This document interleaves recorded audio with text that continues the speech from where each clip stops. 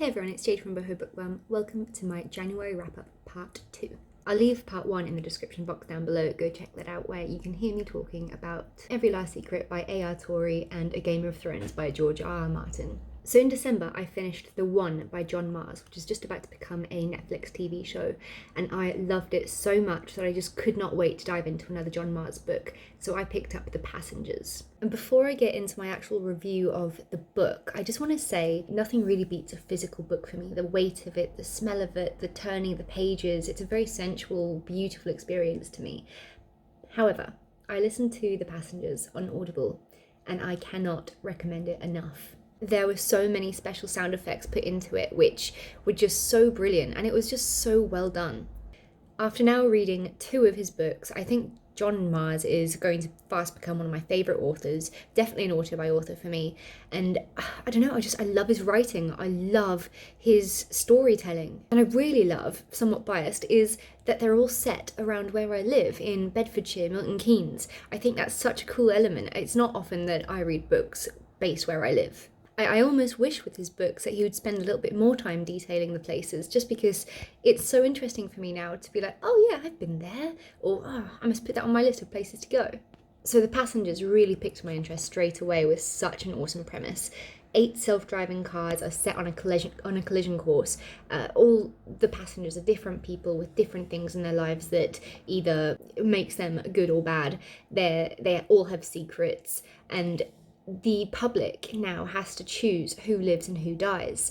And it's got a lot of radio stuff and reports being done in the book, and it's so much fun.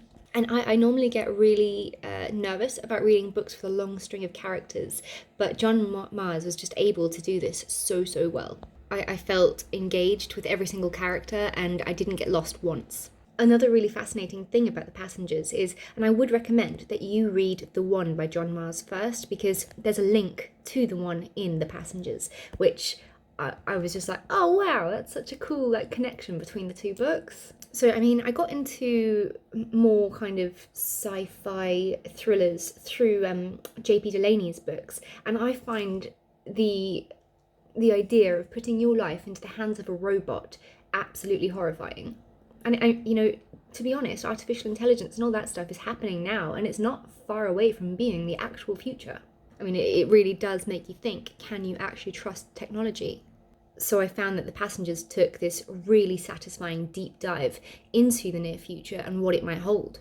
So even though this book was actually, a bit of a sci-fi thriller, it was also believable, which I really need in a book. I don't like books that aren't believable. I just found this book so thought-provoking and a great insight into the toxic world of social media. It's also a book that's riddled with societal issues, and while it's not fast-paced, it had such a high level of suspense that it just kept you turning the pages and just made it unputdownable. So I have decided to give this book a 4.5 star review on Goodreads, because there was one little element that I wasn't quite happy with. The insta-love between Libby and what was his name? Jude. That just irked me a bit. Insta-love really annoys me. So for that reason, I couldn't afford it the full 5 stars, but a solid 4.5. Loved it, recommend it, read The One first, and start on your John Mars experience, because you will not regret it. Now I have to go out for a quick job interview, and I will be back later to continue talking about my other books. Okay, I am back from my drive and my interview, which went well, so fingers crossed everything is slowly coming together. Now that I am home for the rest of the evening, I can finally finish this, have a glass of wine. I've got an episode of The Bachelor US, episode 3 to watch, and I've got a Below Deck episode to watch. So, nice evening planned. I've also got my puzzle on the go. Let me show you, actually. I started a puzzle, and yeah, it's going all right. It's bloody harder than I thought. I googled, on average, how long do puzzles take to do? And Google said 3 to 10 hours. That's taken me over 24 hours so far, so not very happy about that. Anyway, going on to January wrap-up part 2, right? The next book that I finished was Every Lie I Ever Told by Rosie Waterland.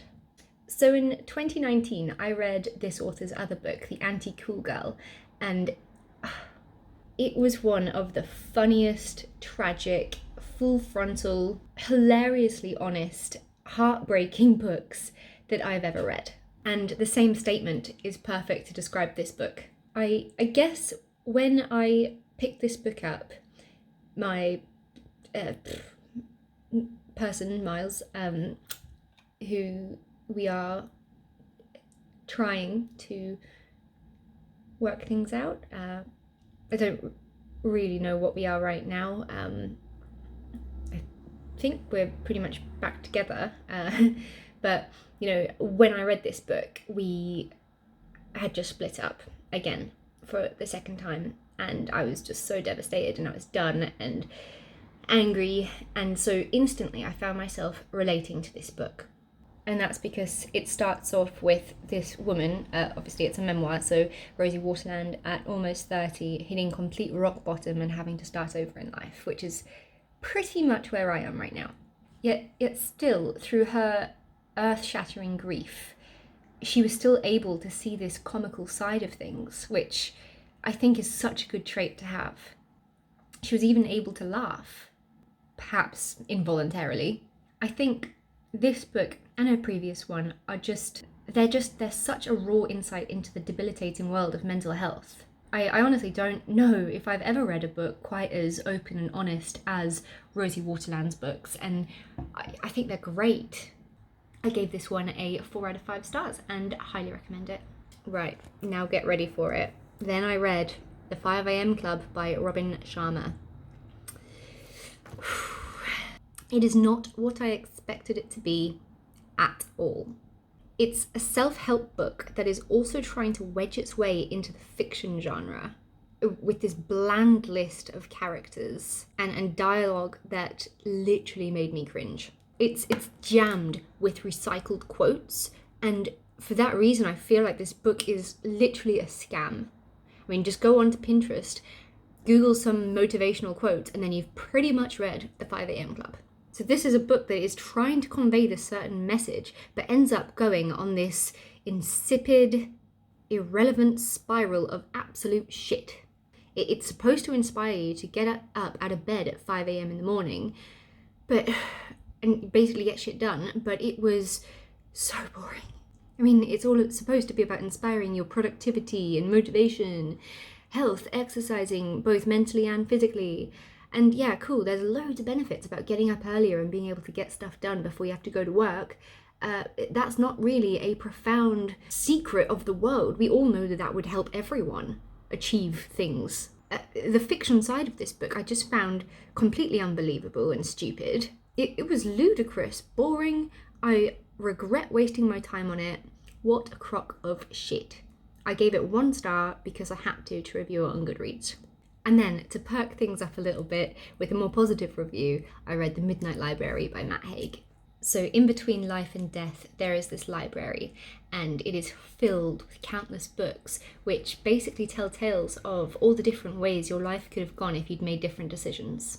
And this is exactly where this woman ends up. What's her name? Nora Seed.